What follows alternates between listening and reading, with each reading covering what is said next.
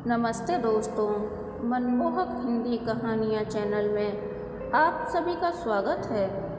आज की हमारी कहानी है घर की शान। आपको हमारी कहानी पसंद आती है तो वीडियो को लाइक और चैनल को सब्सक्राइब जरूर कीजिएगा। अशोक काफ़ी समय से बीमार रहता था। वह तकरीबन सभी तरह के इलाज करा चुका था, पर कोई फ़ायदा नहीं हुआ। अगर थोड़ा बहुत फ़ायदा होता भी सिर्फ वक्ती तौर पर ही होता और बीमारी बदस्तूर जारी रहती। मम्मी पिताजी के बहुत जिद करने पर अशोक ने इस बार शहर जाकर एक नामी डॉक्टर को दिखाया। उस डॉक्टर ने तमाम जांचें करवाईं, एक्सरे भी करवाई और बाद में जो रिपोर्ट आई उसने सबके होश उड़ा दिए। रिपोर्ट में पता चला कि अशोक की दोनों किडनी पूरी तरह खराब हो चुकी हैं। डॉक्टर साहब ने भी सिर हिलाते हुए कह दिया, अब ले जाइए इन्हें, जितनी भी सेवा करनी है कीजिए, बाकी दवाएं चलने दीजिए। आप लोग इनको ज़्यादा से ज़्यादा खुश रखने की कोशिश कीजिए। अशोक को लेकर उसके पिताजी ऐसे घर लौट आए जैसे कोई जुए में अपना सब कुछ हार कर लौट जाता है। कुछ दिन बीते। अब घर के लोगों ने एक दूसरे से थोड़ा बहुत बोलना शुरू किया। शायद घर के माहौल को खुशनुमा बनाने की एक नाकाम कोशिश।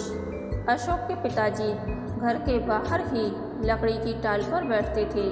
अब अशोक भी उनका हाथ बटाने लगा, मानो उस पर अपनी तबीयत का कोई असर ही नहीं हुआ हो।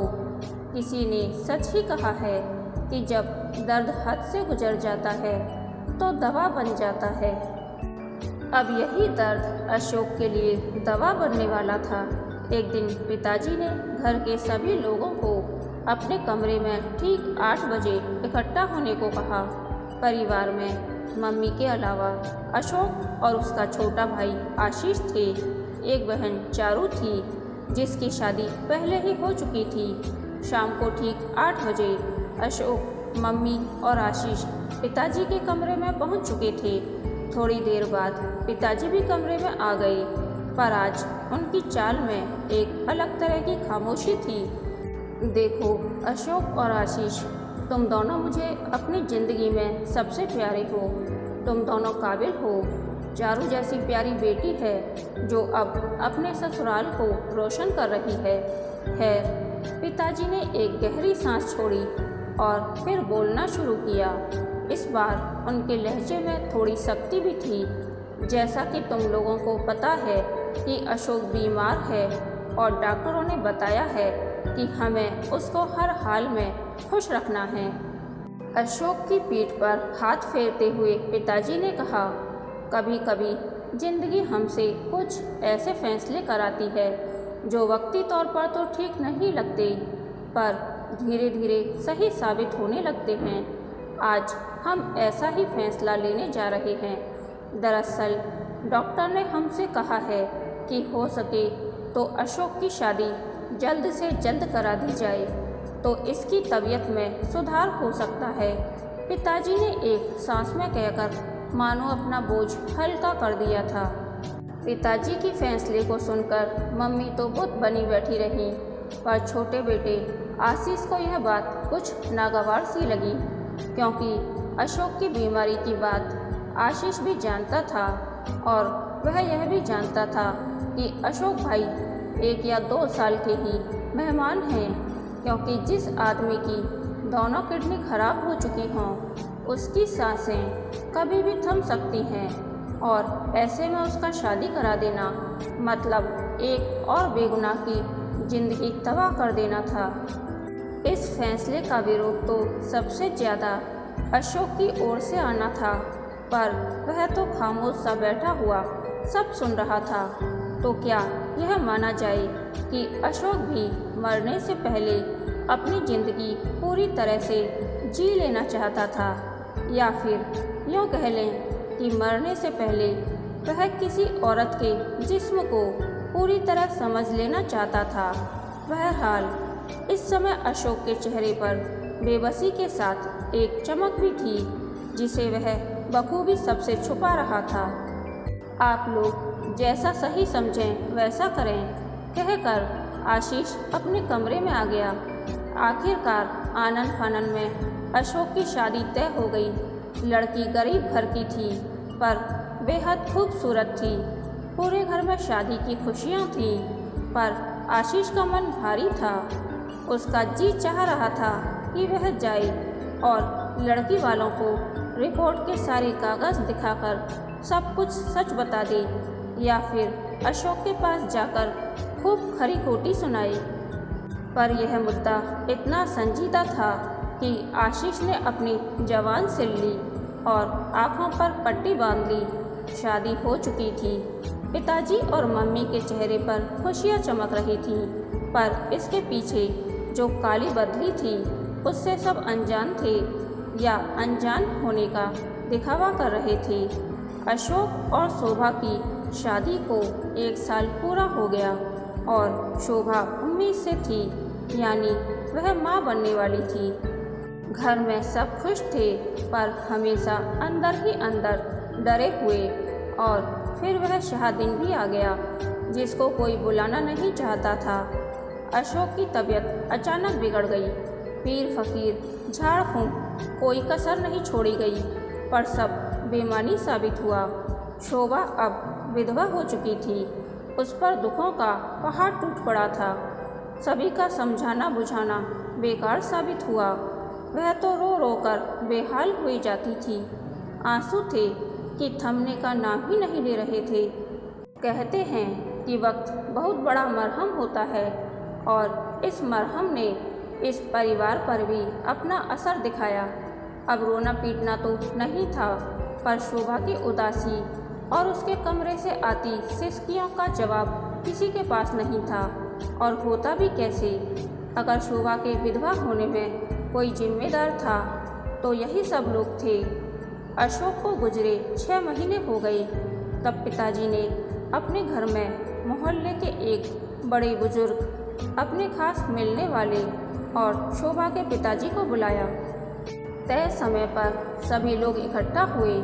आंगन में कुर्सियां डाल दी गईं। चाय नाश्ते के बाद पिताजी ने बोलना शुरू किया।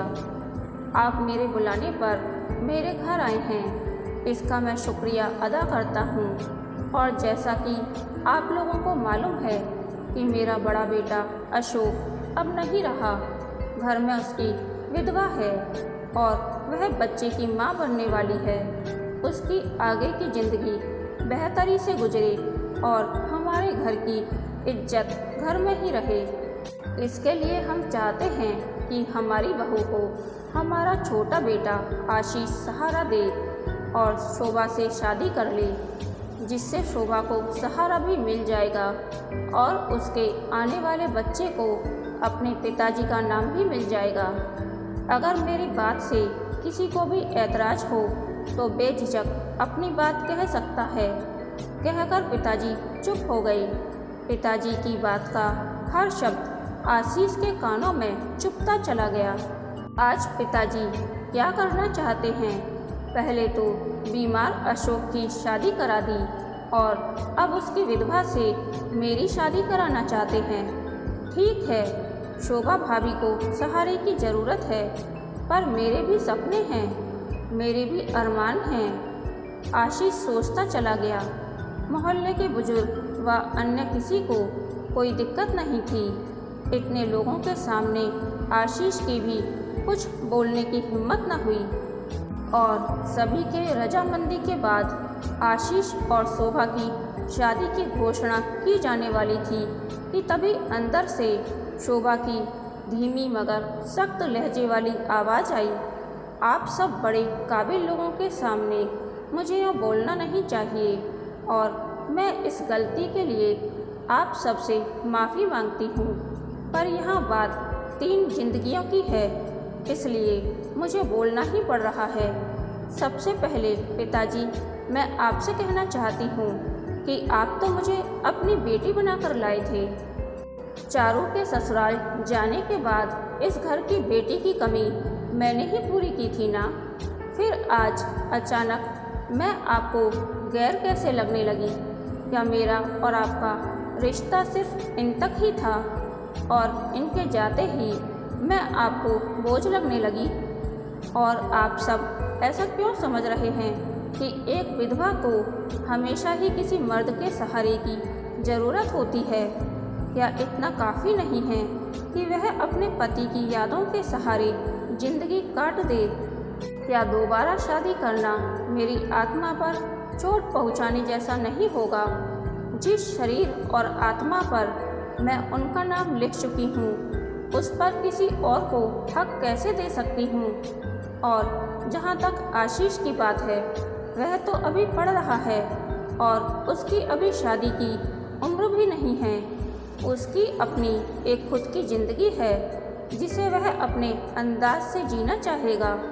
जहाँ तक मेरी बात है तो मेरे लिए किसी को परेशान होने की ज़रूरत नहीं है। मैं अपना गुजारा खुद कर सकती हूँ। मैंने एमए तक पढ़ाई की है। मैं बच्चों को ट्यूशन पढ़ा सकती हूँ। मुझे सिलाई का काम भी आता है। मैं घर बैठे सिलाई कर सकती हूँ। मुझे बाकी कुछ नहीं चाहिए। पिताजी और मम्मी, आप लोगों को भी मेरे हाल पर अफसोस करने की ज़रूरत नहीं है। शादी की पहली रात में उन्होंने मुझे अपनी बीमारी के बारे में सब कुछ सच सच बता दिया था और अपनी सारी रिपोर्ट मुझे दिखा दी थी।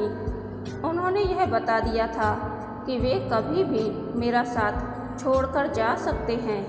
उन्होंने यह बात मुझे इसलिए बताई क्योंकि वह चाहते थे कि उनके जाने के बाद मैं उन्हें धोखेबाज न कहूँ और न ही उनके सीने पर कोई भी बोझ रहे। उन्होंने यह सब बताने के बाद मुझसे कहा था कि अब मैं चाहूँ तो उनको तलाक दे सकती हूँ, पर मैंने उनको तलाक देने से ज़्यादा उनकी विधवा बनना ठीक समझा। क्योंकि मान लीजिए कि उन्हें कोई बीमारी न होती और फिर भी वे किसी हादसे का शिकार हो जाते, तो ऐसे में कोई क्या कर लेता? उनकी निशानी मेरे अंदर पल रही है। मैं उनकी यादों के सहारे ही बाकी ज़िंदगी काट सकती हूँ। अब उनकी निशानी बेटे के रूप में आई या बेटी के रूप में, रगों में उनका ही खून दौड़ेगा ना। इतना कहकर शोभा पल्लू से अपनी गीली आंखें पोंछने लगी। पिताजी उठकर अंदर आए और शोभा को गले से लगा लिया। वे बोले, शोभा बेटी, तुम्हारा नाम तुम्हारे मायके वालों ने सही रखा है। तुम सच में दो घरों की शोभा हो। तुमने हमारा मान बढ़ाया है।